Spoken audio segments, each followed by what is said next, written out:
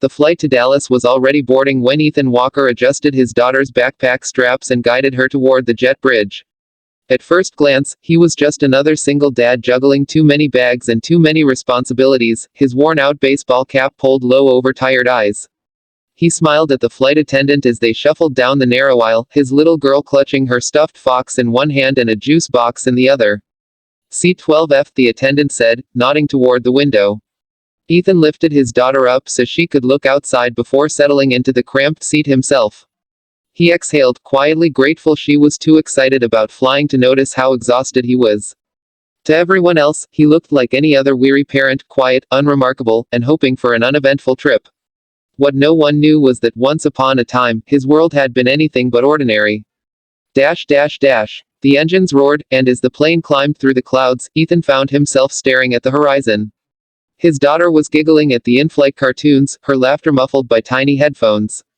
He tapped her knee and mouthed, "I love you." She grinned, unaware of how much those 3 words carried. Halfway through the flight, turbulence rattled the cabin. The captain's calm voice assured everyone it was normal, but Ethan noticed the sudden hush, the nervous hands clutching armrests, the mother in front whispering to her toddler.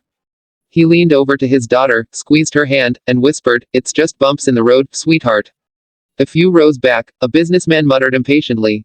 Across the aisle, an elderly veteran closed his eyes and muttered a prayer. Ethan instinctively scanned faces, reading fear in the smallest expressions. It was a habit he couldn't shake, because for years, scanning faces under pressure had been his job. Dash dash dash. Then it happened. The plane jolted sharply, and a collective gasp swept through the cabin. Outside, through the small oval window of seat 12F, Ethan saw it, 2 gray silhouettes slicing through the sky. F-22 Raptors, circling close, their metallic bodies catching the sunlight. The passengers murmured nervously, some pointing, others whispering, "Is that normal? Why are fighter jets here?" The flight attendant's voice cracked slightly as she tried to reassure them. But Ethan knew better. His heart tightened. There were only a few reasons Raptors shadowed a commercial plane midair, and none of them were casual. "Daddy, look," his daughter said, eyes wide with excitement. She pressed her fox against the glass. "Are they here to race us?" He smiled gently. "Something like that, kiddo." But inside, his chest burned with a mix of memory and instinct. Dash dash dash. A message crackled through the captain's speaker, his tone calm but strained. "Ladies and gentlemen, you may notice 2 Air Force aircraft alongside us. This is a routine escort, nothing to be concerned about." The words were practiced. Too practiced. Ethan unclipped his seatbelt. The flight attendant quickly stepped forward. "Sir, please remain seated." Ethan's voice was quiet but steady. "I need to speak with the captain. Right now." The attendant frowned. "I'm sorry, that's not." "Tell him," Ethan said, lowering his cap just enough for her to see the small patch sewn inside. It was faded, but unmistakable, an insignia only a handful would recognize. "Call sign Hawk." Her eyes widened. For a moment, she looked at him as though seeing him for the first time. Then, wordlessly, she nodded and hurried to the cockpit. Dash dash dash. Minutes later, the cockpit door cracked open. The captain leaned out, eyes darting to Ethan. "Sir, is it really you?" Ethan nodded once. "Open the channel. They'll know me." Within moments, the radio chatter changed. The Raptors shifted formation, drawing closer until the lead jet tilted its wings in salute. The cabin passengers watched in awe, confusion painting their faces. One man whispered, "Why are they bowing?" Ethan reached for the intercom handset. His voice carried the calm authority of someone who had once commanded the skies.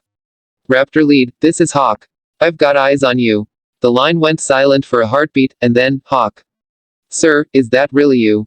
The voice on the other end was thick with disbelief. "Permission to stand at attention." Through the window, both F-22s broke formation, tilted sharply, and held steady, a gesture of respect few civilians had ever witnessed. The cabin erupted in gasps. Children pressed their faces to the glass. Even the businessman who'd been grumbling earlier now sat frozen, eyes wide with realization that the quiet dad in 12F wasn't just another traveler. Dash dash dash. Ethan didn't explain. He didn't need to. Years ago, he had been one of the Air Force's most decorated pilots, a man whose name had carried weight in briefing rooms and combat zones alike. He'd flown missions no one could speak about, protected skies most people never knew were in danger. His call sign, Hawk, had once been enough to make entire squadrons fall silent. But life had changed. A car accident had taken his wife. His daughter needed him more than the Air Force did. So he'd stepped away, hung up the flight suit, and become just dad. Until now, dash dash dash. The cabin was no longer filled with fear, but with awe. The elderly veteran across the aisle saluted him quietly, tears in his eyes. The nervous mother mouthed thank you. And his daughter, his sweet, innocent daughter, looked up at him with pride he hadn't seen before. Daddy, she whispered, are they your friends? He brushed her hair back. Their family. The Raptors lingered until the flight descended, then broke away with one final wing salute. The passengers erupted into applause, some standing, some wiping away tears. Ethan raised a hand, embarrassed but moved. He hadn't wanted recognition. He hadn't wanted a spotlight. But in that moment, he realized it wasn't about him. It was about showing his daughter, and every soul on that plane, that real service, real sacrifice, doesn't vanish just because the uniform comes off.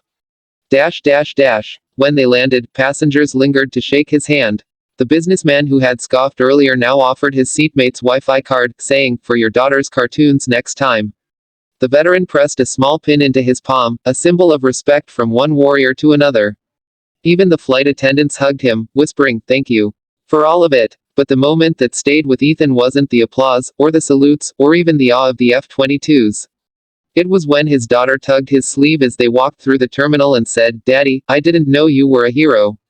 He crouched down, met her eyes, and smiled softly. Sweetheart, being your dad, that's the best mission I'll ever have. Dash dash dash. And so, the man in seat 12F wasn't just a single dad after all. He was a reminder, to every stranger on that flight and every reader of this story, that kindness, humility, and love for others can be the quietest, yet most powerful forms of heroism. Sometimes, the greatest heroes don't ask for recognition. They just keep showing up, with courage in their hearts, and a little girl holding their hand.